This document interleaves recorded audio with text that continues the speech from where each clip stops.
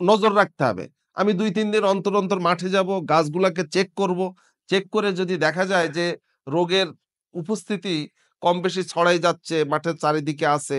আবার এই রোগটা একটা গাছের যে উচ্চতা, এই উচ্চতা ৩ ভাগের ১ ভাগ পর্যন্ত যদি পৌঁছে যায়, তাহলে এটা আমার ক্ষতির কারণ হবে। তখন কেবল আমি বাজার থেকে ছত্রাকনাশক কিনে আমি স্প্রে করে দেব। আরেকটা কথা হলো এই স্প্রেটা অবশ্যই ২ বার হবে এবং সকল রোগের ক্ষেত্রে ছত্রাক জাতীয় যত রোগ আছে সকল রোগের ক্ষেত্রে মনে রাখবেন স্প্রে একবার না। ১ম এ একবার, সেখান থেকে গড়ে ৭ দিন পর আরেকবার। এটা একটু মনে রাখতে হবে। তাহলে আপনি বলতেছেন যে ছত্রাকজনিত কোনো রোগের যদি আক্রান্ত হয় সেই ক্ষেত্রে কৃষক বন্ধুকে স্প্রে করতে হবে ২ বার। ২ বার এবং ১ম এ একবার, হ্যাঁ, ৭ দিন পরে আরেকবার। আরেকবার গড়ে ৭ দিন পর। এটা যদি দেখা যায় আমার রোগের তীব্রতা বেশি, আপনি ৫ দিনেও করতে পারেন। অথবা ৭ দিন হয়নি আমার আরেকদিন লেট হয়ে যাচ্ছে সেটাও করতে পারেন। গড়ে ৭ দিন বলি আমরা। তাহলে হবে কি জীবাণুটা সত্যিকার অর্থে নিয়ন্ত্রিত হবে। তবে অবশ্যই মনে রাখতে হবে যদি রোগটা গাছের উচ্চতার ৩ ভাগের যে নিচের ১ ভাগ ওই পর্যন্ত উঠে যায় তখনই কেবল আমরা এটা ওষুধটা দেব। তাছাড়া আপনি শুধু খরচ করবেন না। কারণ ধান চাষে এখন লাভ কম। আপনি হিসাব করে, করে বুঝে, বুঝে খরচ তাহলে করতে আমি হবে। কি করব? ধরেন প্রাইমারি একটা আক্রমণ হয়েছে আরকি। সেই ক্ষেত্রে কি সতর্কতা অবলম্বন? প্রাইমারি আক্রমণের ক্ষেত্রে আপনি ওই যে স্প্রেটার আমি বললাম ডিপিএন সলিউশন সলিউশন। যে সলিউশন হ্যাঁ, গুলো। হ্যাঁ, এই DPN disease preventive nutrients solution এই স্প্রেটা করলে আশা করা যায় রোগের প্রাদুর্ভাবটা কম থাকবে। আর যখন রোগ বেড়ে যাবে তখন ছত্রাকনাশক বিশেষত বাজারে এটা প্রোপিকোনাজল তো একটু পরে দিতে বললেন যে হ্যাঁ, ৩ এটা পরে, ভাগের এটা পরে দিতে এটা বললেন। পরে। যদি আমি ধরেন যে ৩ ভাগের ২ ভাগ মানে হয় ১ ভাগ আক্রমণ হয়নি। তাহলে আমি ওই আর একটু কম আছে। হ্যাঁ, সেক্ষেত্রে আমি কি করলে মানে সেক্ষেত্রে আপনি ওই যে বলছি আ পানি নামাই দেওয়া, শুকাই দেওয়া। আরেকটা বলছি আমি ওই যে ডিপিএন সলিউশন দেওয়া। এই সময় যদি আমার এই সময়টাতে যদি আমার শিডিউল ইউরিয়া বা অন্য সার দেওয়ার শিডিউল থাকে সেটা কি দেওয়া যাবে? আচ্ছা, একটা খেয়াল করার বিষয়। আমরা খেয়াল করব সবসময় বিশেষত যদি রোগের প্রাদুর্ভাব বাড়তেছে। কিন্তু আমার সে সময় একটা ইউরিয়া দেওয়ার ডোজ এসে গেছে। আমি ১-২ দিন দেরি করলে কিছু হবে না। আপনি আগে আপনার রোগ নিয়ন্ত্রণের পদ্ধতিটা প্রয়োগ করুন।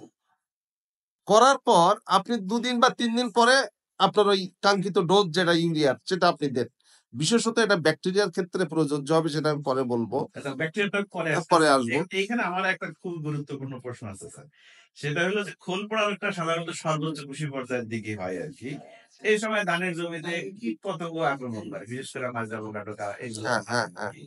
তো কৃষক বন্ধুদের একটা অভ্যাস আছে যে কীটনাশক, ছত্রাকনাশক এগুলা সব একসাথে মিলায় স্প্রে করে। এটা কি ঠিক? আচ্ছা এইখানে একটা কথা আছে সেটা হলো আ এটা আ আমার সুনির্দিষ্ট জানা নেই। তবে আমি নিজে অ্যা অ্যা দেশের বাইরে কাজ করার সময় আমি দেখেছি যে ছত্রাকনাশক এবং কীটনাশক একসঙ্গে মিক্সার করে তারা স্প্রে করে। এটা আমার অভিজ্ঞতা থেকে আমি বলছি। আর আ সেই ক্ষেত্রে খেয়াল রাখার বিষয় হলো যে কোনো অবস্থায় যে ছত্রাকনাশক এবং কীটনাশক শুধুমাত্র ছত্রাকনাশক এবং কীটনাশক অন্যগুলা বলি নাই আমি। তো এই জিনিসের যে ডোজটা, ওই ডোজের চেয়ে বেশি ডোজ যেন কোনটাই না যায়। কারণ আপনার মনে রাখতে হবে আপনি ২ টা বিষ এক জায়গায় নিয়ে আসতেছেন। যার ফলে কোন একটাকে বেশি বাড়াই দিবেন মানে ওটা ক্ষতির কারণ হতে পারে। সেইজন্য যেটা অনুমোদিত মাত্রা বোতলের গায়ে লেখা থাকবে, সেই অনুযায়ী আপনি মিক্সচার করে দেবেন এবং এই যে ছত্রাকনাশক এবং কীটনাশক আপনি এটা করতে যাবেন না। আপনি বড়জোর একটা রোগের একটা ছত্রাকনাশক, একটা পোকার একটা কীটনাশক। এটুকু করতে পারেন। কিন্তু আপনি যদি বলেন যে আমার ৩ টা পোকার জন্য ৩ টা কীটনাশক আর ৩ টা রোগের জন্য আরো ২ টা ছত্রাকনাশক। আমি এইভাবে মিক্সচার করব, এটা কোন অবস্থায় না গ্রহণযোগ্য স্যার না। এখন তো মার্কেটে একটা ট্রেন্ড হয়ে গেছে স্যার। এখন আপনি একটু কৃষক বন্ধুদের একটু মেসেজ দেন স্যার। বাজারে ডিলারের দোকানে গেলেই ডিলার করে কি একটা মানে তার মাজরা পোকা। মাজরা পোকার জন্যই ২-৩ ধরনের কীটনাশক দিয়ে দিল। সাথে আবার ধরেন খোল পোড়ার জন্য আপনার হাতে নির্দিষ্ট একটা ছত্রাকনাশক দিলেই হবে। তারা ২ টা ৩ টা ছত্রাকনাশক মিলায় দিল। একই সাথে আবার তারা বলতেছে এটার সাথে বোরন দিতে হবে, সিলেটেড জিংক মিলায় দিতে হবে, দিয়া একসাথে সব স্প্রে করতে হবে। আচ্ছা, আচ্ছা। তো কৃষক বন্ধুরা এই বিষয়টা কিভাবে না, এইটা কোনো অবস্থায় গ্রহণযোগ্য নয়। বিশেষত আমি কৃষক ভাইদেরকে যেটা বলবো সেটা হলো আপনারা নিজেরা সচেতন হন। কারণ আমি একটু আগেই বলছিলাম যে ধান উৎপাদন করতে যেয়ে আপনার যে পরিমাণ পয়সা খরচ হয়, অর্থ খরচ হয় এবং আপনাকে কিন্তু অনেক ঝুঁকি নিয়ে ধান উৎপাদন করতে হয়। আপনি পকেটের টাকাটাকে মাটিতে আর পানিতে দেন।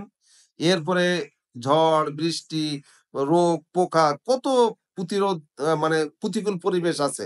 সেটাকে মানায় নিয়ে পরে আপনি ধান পান।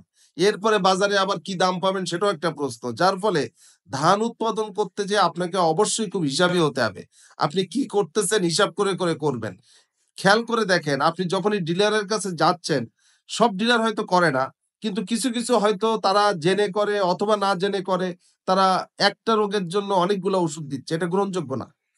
আপনি কোন অবস্থায় এভাবে অনেকগুলা ছত্রাকনাশক, অনেকগুলা কীটনাশক তার সঙ্গে ভিটামিন এগুলা মিক্সচার করে একসঙ্গে দিবেন না। আপনি যেটা করবেন, আপনি পোকার জন্য একটা নিয়ে আসেন।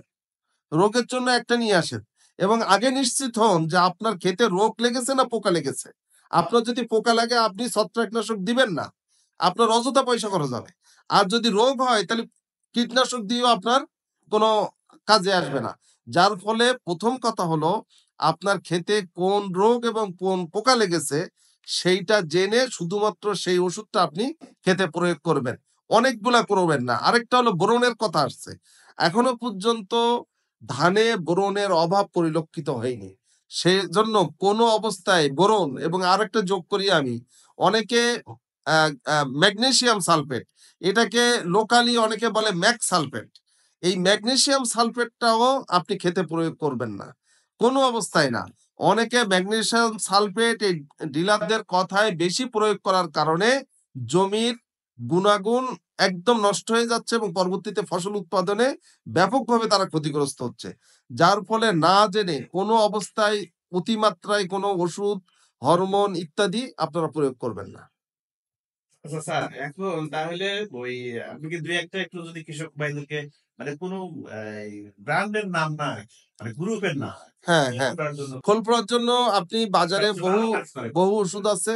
এর ভিতরে আপনি প্রোপিকোনাজল গ্রুপের ওষুধ নিতে পারেন। আপনি হেক্সাকোনাজল গ্রুপের ওষুধ নিতে পারেন।